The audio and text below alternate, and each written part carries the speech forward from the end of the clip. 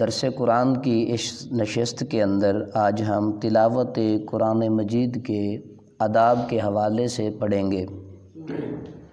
قرآن مجید دیکھ کر پڑھنا زبانی پڑھنے سے افضل ہے۔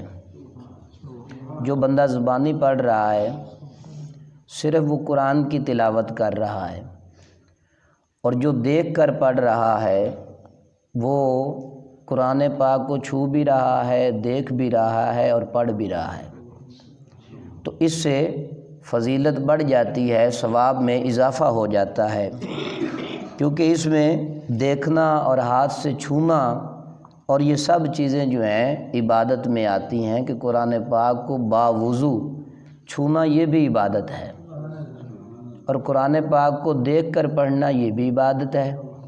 تو زبانی پڑھنے سے دیکھ کر پڑھنا زیادہ فضیلت رکھتا ہے۔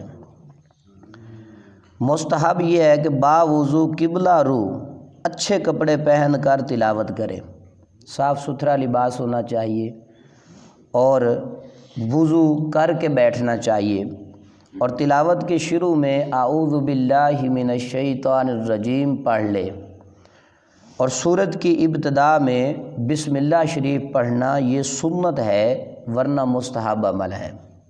یعنی کسی بھی سورت کے شروع میں آپ بسم اللہ شریف پڑھتے ہیں تو یہ کیا ہے؟ سنت عمل ہے، اس کے علاوہ مستحب عمل ہے۔ قرآن مجید کو نہایت ہی اچھی آواز سے پڑھنا چاہیے، اپنی آواز بنانے کی کوشش کرنی چاہیے۔ اگر پڑھنے والے کی آواز اچھی نہ ہو تو اچھی آواز بنانے کی وہ کوشش کرے، لحن کے ساتھ پڑھنا کہ حروف میں کمی بیشی ہو جائے یا جیسے گانے والے کیا کرتے ہیں تو یہ ناجائز عمل ہے۔ لحن کا معنی ہی غلطی ہے۔ کل میں نے بچوں کو سبق پڑھایا تجوید کا کہ لحن کا معنی ہے غلطی کرنا، اور اصطلاح تجوید میں تجویدی قوانین کے خلاف قرآن کو پڑھنا لحن کہا جاتا ہے۔ تو یہ ان چیزوں کا خاص خیال رکھا جائے، قرآن پاک کو تجوید کے قوانین کے عین مطابق جو ہے پڑھنے کی کوشش کرنی چاہیے۔ لیٹ کر قرآن مجید پڑھنے میں حرج نہیں ہے، لیکن کسی معاشرے میں لیٹ کر پڑھنے کو معیوب سمجھا جاتا ہو تو وہاں اجتناب کرنا چاہیے، ورنہ لوگ اعتراض کریں گے۔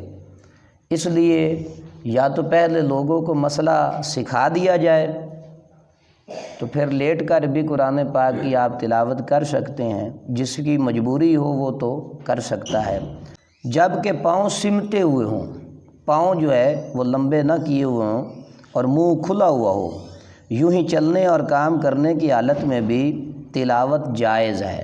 ایک بندہ حافظ قرآن ہے، قاری قرآن ہے، وہ کام بھی کرتا ہے اور ساتھ میں قرآن بھی پڑھتا ہے، تو یہ بڑا حسین کام ہے۔ جس کو جتنا بھی قرآن آتا ہے وہ چلتے پھرتے کام کاج کرتے ہوئے بھی قرآن کی تلاوت کر سکتا ہے، اور ہمیشہ ہر انسان کو باوضو رہنا چاہیے۔ باوضو رہنے کی بہت بڑی فضیلت ہے۔ چلتے پھرتے کام کرتے ہوئے بھی قرآن کی تلاوت کر سکتا ہے، لیکن اس میں شرط یہ ہے کہ دل نہ بٹے، توجہ جو ہے وہ دائیں بائیں نہ جائے، اپنے کام میں بھی مصروف رہے لیکن قرآن کی طرف بھی توجہ ہونی چاہیے۔ اس کے علاوہ جو ہے چلتے پھرتے کام کاج کرتے ہوئے تلاوت کرنا پھر مکروہ ہو جائے گا اگر توجہ ہٹتی ہے تو۔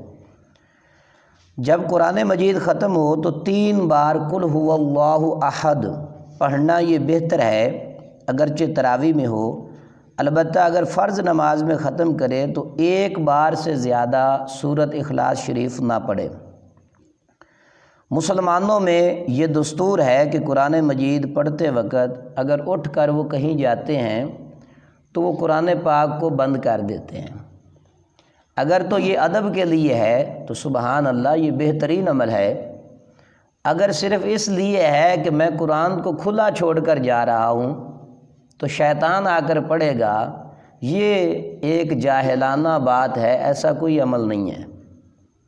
اکثر یہ ہوتا ہے کہ نماز پڑھتے ہیں لوگ گھر میں جائے نماز کے اوپر اس کے کناروں کو موڑ دیتے ہیں کہیں شیطان نماز نہ پڑھ لے، اور قرآن پاک اگر کھلا ہوا ہے پڑھ رہا تھا تو اس نظریے سے اگر اس کو بند کر کے جا رہا ہے کہ شیطان نہ پڑھ لے تو یہ ایک جاہلانہ بات ہے، شریعت میں ایسی کوئی بات نہیں ہے۔ اگر قرآن پاک ادب کو ملحوظ خاطر رکھتے ہوئے بند کر کے جا رہا ہے تو یہ اچھی بات ہے، اور یہ جو قرآن پاک کو اس لیے بند کرنا کہ شیطان اس کو دیکھے گا، اس کی کوئی شریعت میں اصل نہیں ہے۔ جب بلند آواز سے قرآن مجید پڑھا جائے تو تمام حاضرین پر سننا فرض ہے۔ یہ کل بھی ہم نے بیان کیا تھا، دوست بیٹھے ہوئے تھے کہ خواتین قبرستان میں چلی جاتی ہیں۔ پہلی بات تو یہ ہے کہ ان کے لیے قبرستان میں جانا ہی منع ہے۔ دوسری بات یہ ہے کہ وہاں پر بلند آواز سے قرآن پڑھتی ہیں، غیر محرم لوگ سنتے ہیں۔ گھر میں اگر کوئی فوت ہو گیا، کوئی دنیا میں اپنا رشتہ دار چلا گیا تو لوگ اکٹھے ہو کر قرآن پڑھتے ہیں، یا بچوں کو بلا لیتے ہیں کہ بھائی آپ ہمارے گھر میں آ کر قرآن پڑھیں۔ بچوں کا مکتب میں پڑھنا اور ہے، اور تلاوت کی غرض سے کسی کے گھر میں پڑھنا یہ اور کام ہے۔ تو جب قرآن پڑھا جائے تو حکم یہ ہے وَإِذَا قُرِئَ الْقُرْآنُ فَاسْتَمِعُوا لَهُ وَأَنصِتُوا لَعَلَّكُمْ تُرْحَمُونَ کہ قرآن کو تم کان لگا کر سنو۔ جب بھی قرآن پڑھا جائے اسے کیا کرو؟ کان لگا کر سنو، اور کسی طرف تمہاری توجہ نہیں ہونی چاہیے، بلکہ قرآن کی طرف ہی تمہارا دھیان ہونا چاہیے۔ ایک پڑھنے والا قرآن کو پڑھ رہا ہے، باقی سب کے لیے حکم ہے کہ وہ کان لگا کر سنیں اگر وہ بلند آواز سے پڑھ رہا ہے، ورنہ دوسری صورت میں مجمع عام میں جتنے بھی لوگ قرآن کی تلاوت کرنے والے ہیں وہ اس انداز سے تلاوت کرے کہ ایک دوسرے کی آواز کو نہ سن سکے۔ تو اس طرح لاکھوں لوگ اگر بیٹھے ہیں تو وہ قرآن کی تلاوت کر سکتے ہیں، ورنہ اگر ایک بندہ اونچی آواز میں پڑھتا ہے، اکثر یہ قراء کے ساتھ ہوتا ہے کیونکہ قاری جو ہے وہ عالم نہیں ہوتے، اور ان کے پاس پڑھنے والے شاگرد وہ بھی عالم نہیں ہوتے۔ یہ وہ بچہ بتا سکتا ہے جو درس نظامی پڑھنے والا ہوگا، جو علم پڑھنے والا ہوگا، یا کوئی عالم دین ہی اس بات کو بیان کر سکتا ہے۔